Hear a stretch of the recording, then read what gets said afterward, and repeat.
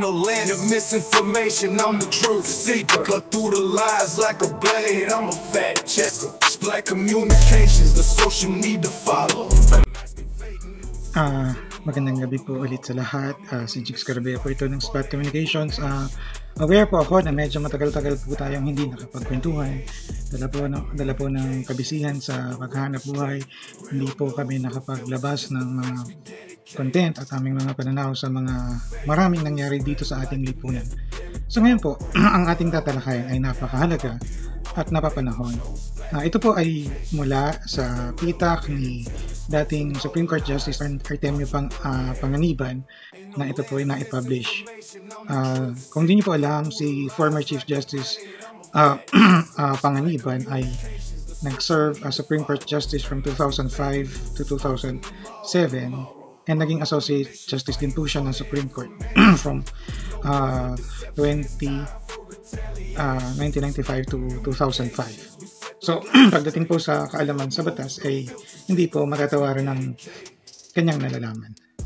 So, dun sa kanya pong pitak na with due respect, tinalakay niya ang usapin ukol sa jurisdiction ng pagkakadakip sa dating Pangulong Rodrigo Duterte. So, atin po itong ipapaliwanag sa pananalita sa Tagalog para po mas marami ang makaunawa ng napakahalagang kanyang mga ibinahagi ukol dito.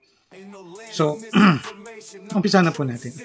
Mahaba na ang naging diskusyon tungkol sa pag-aresto sa dating Pangulong Rodrigo Duterte.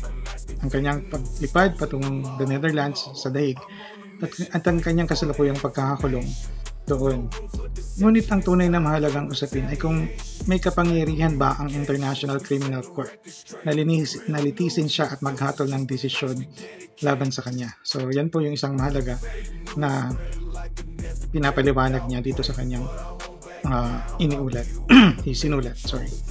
Okay. Dinukot nga ba ang dating Pangulong Duterte gaya ng mga sinasabi ng kanyang mga kapanalig at kamag-anak, at sa parte naman ng pamahalaan, ito ay isang legal na ginampanang bagay na siya ay mapadala doon sa dahig. So ayon kay former Supreme Court Justice Panganiban, bagamat itinuturing ng ilan na isang pagdukot, matagal nang nalinaw ng ICC sa ibang mga kaso na may mga kapangyarihan ito arestuin ang isang akusado kapag may bisa na ng warrant na inisyu dito. So, una po kasi ang contention ng mga kapamilya at mga kaalyado ni dating Pangulong Duterte ay wala namang warrant na ipinakita sa kanya. Ngunit kalaunan ay napatunayan din na meron naman talagang warrant. So, ituloy po natin.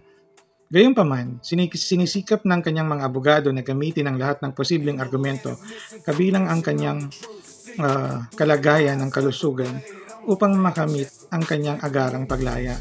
Ito po yung tinatawag na interim release. So yan po yung ipepetition ng mga abogado ng dating Pangulong Duterte. So, ano po ba ang batayang legal ng investigasyon? Ayon sa Rome Statute, may 2 taon ang ICC's Office of the Chief Prosecutor or OCP mula sa epektibong petsa ng pagkalas ng isang bansa upang magsagawa ng paunang pagsusuri at humingi ng pahintulot mula sa Pre-Trial Chamber or PTC para sa opisyal na investigasyon. Matapos nito, maaari nang maglabas ng warrant of arrest laban sa akusado. So ito po yun, pinapaliwanag dito para sa mas malinaw na konteksto. Ayon kay Justice Panganiban, meron lang 2 years na parang prescription period ang Office of the Chief Prosecutor para makapagsagawa ng investigasyon. So, yun po yun. Pagkatapos nun ay maaari nang maglabas ng warrant of arrest. So, matatandaan po natin, ang Pilipinas ay umalis sa pagiging member ng ICC effective March 17, 2019. Ngunit noong May 2021, humiling ang dating ICC Chief Prosecutor na si Fatou Bensouda sa pre-trial chamber ng pahintulot upang maimbestigahan ang mga insidente mula sa November 1, 2011 noong mayor pa lang si Digong hanggang sa March 16, 2019 ng Pangulo na si Digong. Noong panahon na yon, miyembro pa ng ICC ang Pilipinas. So noong September 15, 2021, inaprubahan itong investigation ito ng tinatawag ng ICC Pre-Trial Chamber.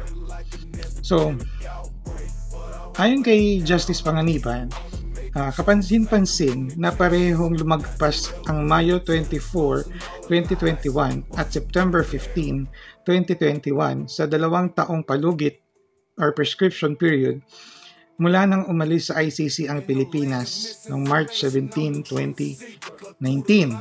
Sa ganitong pananaw, maaring wala ng bisa ang paglilitis kay dating Pangulong Duterte dahil lumampas na ito sa itinakdang panahon. So, ito po ay opinion inuulit ko, ni dating Supreme Court Justice Panganiban.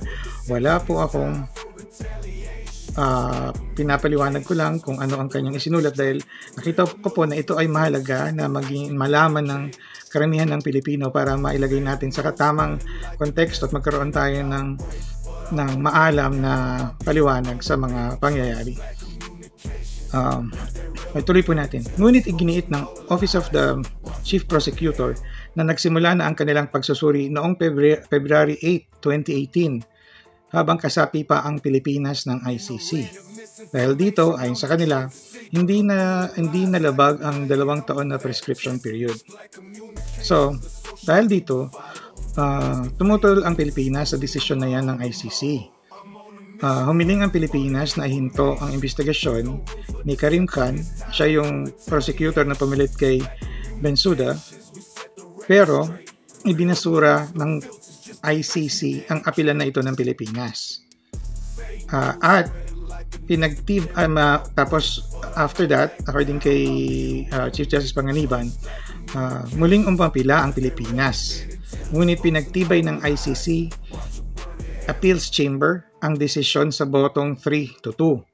Ang desisyon batay sa kawalan ng tunay na hakbang ng gobyerno ng Pilipinas upang imbestigahan ang mga alegasyon ng krimen laban sa sangkatauhan. So ito yung nababanggit na naririnig po nating lahat, crime against humanity.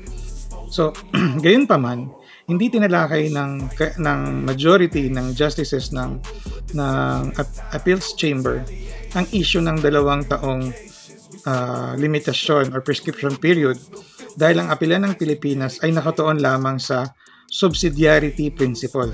Kung ang Pilipinas ba ay hindi nais o hindi kayang magsagawa ng sariling investigasyon. So, samantala, ang 2 hukom na bumoto laban sa pagre-retain ng jurisdiction or ng investigation, ang isa doon ay nag-retire na, ay nanindigang hindi maaring litisin si Pangulong Duterte dahil ang pahintulot ng pre-trial chamber sa official na investigasyon ay ibinigay lampas na ng 2 taong palugit. So, para sa kanila, dapat magsimula ang bilang ng 2 taon mula ng aprubahan ng pre-trial chamber ang investigasyon at hindi mula nang magsimula na ang pagsusuri ng Office of the Chief Prosecutor. So, sana malinaw po yun. Yun ang naging posisyon ng 2 ICC justices na bumoto na hindi dapat litisin si Duterte noong mga panahon na yung kanilang pinagdidesisyonan ang bagay na yan. So, ano po ba ang kahalagahan nito? So, kung makukumbinsi ng mga abogado ni Pangulong Duterte ang ICC na lumampas na sa itinakdang 2 years prescription period na matatawag ang proseso, maari siyang makalaya sa pamamagitan ng motion para sa pagpapawalang bisa ng kaso. So ayon po yan, hindi ko po galing sa akin yan, pinapaliwanag ko lang po sa salitang Pilipino ang mga isinulat ni former Chief Justice Artemio Panganiban. So inulit ko po, kung makukumbinsi ni Pangulong Duterte o ng kanyang mga abogado na lumampas na sa itinakdang 2 taon ng ICC ang proseso, maaari siyang makalaya sa pamamagitan ng motion na nagpapawalang bisa sa kaso. So, ngunit kung tatanggahin ito ng ICC, ayon pa kay Justice Panganiban, o ipagpapaliban ang desisyon hanggang matapos ang paglilitis, maaring manatili si Pangulong Duterte sa kulungan ng mahabang panahon or matagal. So, ayon kay Justice Panganiban, noong December 11 na kanyang isinulat, sinang-ayunan niya ang opinion ng dalawang nagsabing hindi dapat litisin si Pangulong Duterte dahil lumampas na nga yung 2 months prescription period. Hindi bahagi ng ICC ang Office of the Chief Prosecutor. Kaya't ang pagsusuri ni Bensouda noong 2018 ay hindi dapat sa 2 taong limitasyon. Kung hindi ito totoo, bakit kailangang humingi pa ng pahintulot ang OCP sa pre-trial chamber upang magsagawa ng investigasyon? Ngunit paliwanag pa ni Justice Panganiban, ngunit sa ibang mga bansa, lalo na sa Europa, ang mga taga-usig ay tinuturing na bahagi ng sistemang panghukuman o ang mga prosecutor. So kung ito ang pananaw ng International Criminal Court, maaring ituring na bahagi ng proseso ang pagsusuri ni Bensouda noong 2018. Kung gayon, maaring hindi na magamit ang issue na 2 taong limitasyon or prescription period upang mapawalang bisa ang kaso ng dating Pangulong Duterte. So, sa pagtatapos ni dating Chief Justice Panganiban, binanggit niya na ang kapalaran ni dating Pangulong Duterte sa ICC ay nakasalalay kung paano ipapaliwanag ang batas tungkol sa 2 taong limitasyon. Kung mananaig ang pananaw ng minoryang hukom, maaari siyang mapalaya. Ngunit kung susundin ng ICC ang sistemang panghukuman ng ibang bansa, maaring magpatuloy ang paglilitis sa kanya. And we all know that would last for a long time. So, yan po yung napakagandang paliwanag sa 2 panig ni Justice Artemio Panganiban. So yun lang po, meron pong 2 years na parang prescription period na matatawag na naglapse na at that time na nag-imbestiga or nanghingi ng permiso na mag-imbestiga si dating chief prosecutor na si Bensouda. So these are just ito pong mga bagay na to ay mahalaga nating malaman para po hindi para katigan ang panig ng pamahalaan ng Pilipinas na nagdesisyon dalhin sa The Hague, Netherlands si Duterte, o hindi rin para sa panig ng mga Duterte na sabihin na siya ay kinidnap o dinala doon. So, in all of these things that has happened, sa punto ko, sa aking sariling pananaw, ay parang naisasantabi na po ang mga biktima ng war on drugs na yun naman po talaga ang pangunahing issue o dahilan kung bakit merong ganitong usapin sa ngayon. Sa lahat ng ingay politika, sa lahat ng ingay ng social media, lagi po natin sanang pakatandaan na napakarami pong buhay ang nalagas, lalo pa ang mga kabataan na naging collateral damage ng madugong war on drugs ni dating Pangulong Duterte. Hindi ko na nga po isipin, huwag na nating isipin talaga yung mga nanlaban, kung meron man, yung talagang nagtutulak. So okay na po, siguro ang pag-usapan lang natin yung mga musmus. Doon na lang tayo sa metro po, sa mga musmus na pinutol ang kinabukasan ng isang marahas na polisiya na kung matatawag ng dating pamahalaan. Wag po natin sanang kalimutan na ang usaping ito ay dahil sa kanila. Hindi po ito dahil sa dating Pangulong si Duterte, hindi po dahil sa nagdesisyon ang pamahalaang or ang administrasyong Marcos na i-surrender siya sa ICC.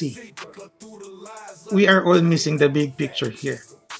Ang tunay na larawan at tunay na dapat pinag-uusapan dito sa usapin na ito ay ang mga biktima, lalo na ang kaawa-awang mga musmos na nawala ng buhay, na nawalang saysay ang kanilang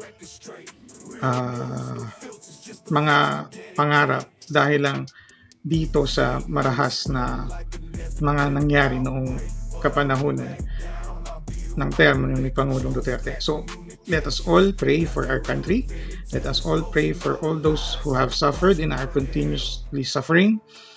Let us pray for the government to be successful. Lagi po nating pinapaalala sa inyo na ang tagumpay ng pamahalaan ay tagumpay nating lahat bilang Pilipino. At ang pagkasira, pagkawasak at pagbagsak ng pamahalaan ay pagbagsak natin bilang Pilipino. Huwag po nating pangibabawin ang mga emosyon. Tayo po ay maging mapanuri, mag-isip, lalo po ngayon na very rampant ang mga fake news, rampant ang mga pagpapakalat ng disinformation sabihin na natin, ng lahat ng kampo na sa social media na may kanya-kanya silang naratiba, kanya-kanyang version ng katotohanan.